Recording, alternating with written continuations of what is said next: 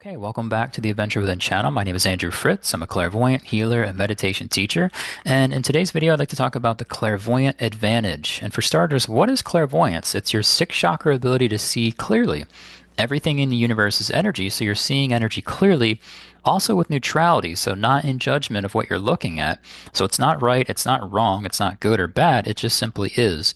And you can see energy as colors and symbols and mental image pictures. I'm sure you heard that phrase, a picture's worth 1,000 words, and there's some truth to that because when a clairvoyant looks at a mental image picture, they can gain a lot of information. And really, this is a part of that clairvoyant advantage. I'd like to kind of bring up a certain question, and I know this is one I can really relate to, and I'm sure others can relate to, is that how many times in your life have you made decisions based in fear? Maybe you've done something or you chose not to do something because you were afraid for whatever reason. And there's many examples of this because, it might be that someone's afraid to ask someone out on a date because they're afraid of rejection. Maybe they don't start a business because they're afraid of failure. Maybe they want to make a move somewhere and relocate, but they're afraid of the unknown. Oh no, I have to leave this place behind and these people and everything that's familiar, and then I have to make this move, and it's a complete unknown. I'm going to have to maybe start another job or meet new people or friends and all that. So there's the fear of the unknown. Maybe you want to start a creative endeavor or project, but maybe there's a fear of not being good enough, right? So there's all these fears. And the first thing with clairvoyance is that when you take a look at fear, you start to realize, oh, it's actually an illusion. It's not even real. And I can give you an example of, I've seen this in different ways, but this is just one recent example where I've recognized that. And basically, I was reading someone and I saw this image of them wearing a VR headset. And I could tell there was a duality here where the energy of around them was one quality of energy, but it was very different from the quality of energy of them, what they were experiencing because of them having the VR headset on. And I could see exactly what they were seeing and experiencing via that VR headset experience. And it was what they were seeing with the VR headset was basically this very doom and gloom atmosphere, very nightmarish kind of quality to it. And that induced a lot of fear. So because of what they were seeing through this kind of VR experience, it was causing all this fear and kind of doom and gloom type energy. But the energy around them was so drastically different. And okay, if they just took the VR headset off, they would recognize that. But sometimes we could just get caught up on this, just staring at the fear and just feeling all the fear. So that's just one where I was like, oh yeah, I can clearly see the difference in energy. Where if they just took it off, oh, they wouldn't be seeing the fear anymore, then they wouldn't be feeling it anymore. Um, that's just kind of one example, but yeah, fear is an illusion. The other thing is, we're all sensitive, we're all psychic. Psychic just means of or pertaining to the soul. So psychic ability just really means soul ability. We're all immortal souls and we have these different abilities. And we're sensitive. We can pick up on other people's energy, what they're feeling, what they're thinking. And sometimes we can just, if we're unaware of that, we just assume that whatever we're thinking and feeling must be our own. And that's just not the case. So if you're experiencing a bunch of fear and anxiety, wait a second. A, that's not even real, but also, how much of this fear and anxiety is actually even yours? And when you start to be able to see that clearly, you go, oh, wow, wait a second. 75% of this is not even my fear and anxiety and worries. Where's this all coming from? And you can investigate that. You can really look and use your clairvoyant ability to see, oh, it's coming from this person or these group of people. And once you realize it's not even your fear, then you don't need to try to fight it or solve it or figure it out or whatever it might be. It's just a matter of, oh, it's not mine, so I'm just going to let it go. And that's a relief. That's, oh, wow, okay, great. I don't have to deal with this. I can just drop it. I can let this go, and that will feel better. If it's not yours, there's nothing to do with it. You just drop it. You let it go. And so that's a part of the clairvoyant advantage. Especially with, looking at fear and realizing it's not real and recognizing how much of whatever you're feeling or thinking or worrying about, how much of that is even yours? That's a part of the clairvoyant advantage. And the other part of it is looking beyond all that and using your clairvoyance to, oh wow, what if you really want to make a move and relocate, but you're just so afraid of all the unknown. Um, and you can start to, really take a look at, oh wow, this is what it might look like for me to really, commit and follow through with this. And it's not saying that it's just going to be, beyond the fear that it's all just, picture perfect and there's going to be no challenges. That's not what I'm saying. But you might find that, wow, the energy looks pretty good and it looks really fun and, it's an adventure, it's exciting. Um, and so that's part of the clairvoyant advantage is seeing beyond the fear. What's on the other side of that? Because the fear is what stops us dead in our tracks, and we stop growing, we stop changing because we just kind of stay put. And that can really stunt our growth and our ability to really evolve. So that's what the fear does. And so instead of making decisions based in fear or deciding I'm not going to do anything and just kind of staying put, what if you started to listen to your intuition?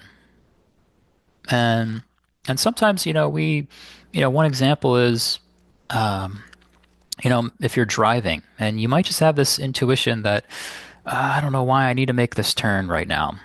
And sometimes we just decide, okay, I had this intuition, but I don't know what that is or where that came from, and doesn't seem really logical in any kind of way. So I'm just gonna not really trust that or follow through with that. And then sometimes we end up in a traffic jam or there's a car accident. It slows things down or whatever it might be. And you're kind of, going, oh man, why didn't I knew it. You find yourself in situations where it's like, I knew that. Why didn't I just listen to that? Oh, okay. That's your intuition. And that might be a higher intuition where you just know something. You don't know where it came from and it's very effortless and fast. So you're really tuning into that more, listening to that, paying attention to it, right? That's key. And then trusting it. And that can take some time, really getting to a place where you can have a trust and really trusting yourself. That's a big thing. And once you have develop a level of trust, you paid attention to the intuition, now you're trusting it, then it's much easier to start following through with that information you got, that message, that intuition that came through. And I always find that when I don't follow my intuition, I always end up angry or disappointed or upset in some way.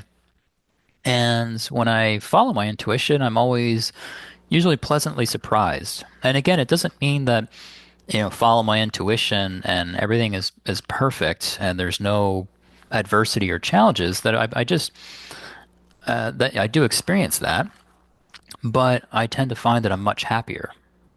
That following my intuition, especially my highest level of intuition, tends to lead to where I feel much more whole. I feel more content, and I feel just generally much more happy and excited about life, as opposed of, oh, I didn't follow my intuition, and I'm kind of just stuck in this situation that I don't even want to be in this situation, and then you just get more angry and all that. And so a lot of times in life, we're wanting to take a step, but we're just afraid. And again, you got to kind of take a look at the people around you. Yeah, you can have your own resistance to the change, right? But then sometimes the people around you, they might have a lot of resistance, um, and they might even guilt you about you making that change. And so that could be a lot of energy you can be handling about making that change. And so the clairvoyant advantage is being able to differentiate what is your energy versus other people's energy. For going back to this example, of relocating. Oh, okay, I want to make this move and start over, and you're drawn to a certain place for whatever reason, but maybe there's one or multiple people, around you in your town or city or whatever, and they don't want you to go. Maybe they're afraid. Maybe they're in resistance to you going. for a variety of different reasons, right? And so being able to be aware of that, sometimes you can have all this fear of, oh God, and all the uncertainty and just being able to realize, oh, wait a second, a bunch of this worrying and freak out and fear and all anxiety about making that move, a lot of it might not even be yours. And again, that's a huge, coming to that realization, that can be huge. Then you can go, oh, wow. Then if that's not even mine, then, what is more of my energy about this move? And you might realize that if you drop all of that worry and freak out, and you might go, wow, okay, this feels pretty good. This looks pretty good. So that's the clairvoyant advantage. Um, being having certainty, once you turn your clairvoyance on, the whole thing with clairvoyance is seeing the truth. And it's inevitable that when you set your sight on the truth, that's the intention, that all the lies and illusions and limits are gonna start popping up. And you're gonna start sorting through that until you get closer and closer to your truth. And the thing is, when you start to see your truth over and over very clearly, you start to develop that certainty about your energy and yourself and who you are. And, when you have that certainty, it becomes much more easier to differentiate because you're so familiar with your energy that when you encounter another person's energy, you can differentiate out, oh, no, I know my energy, and that's not it. That's something else. And this is my energy. And when you have enough certainty in who you are and your energy, you start to develop a sense of seniority where you're finally choosing your energy and letting that set the tone.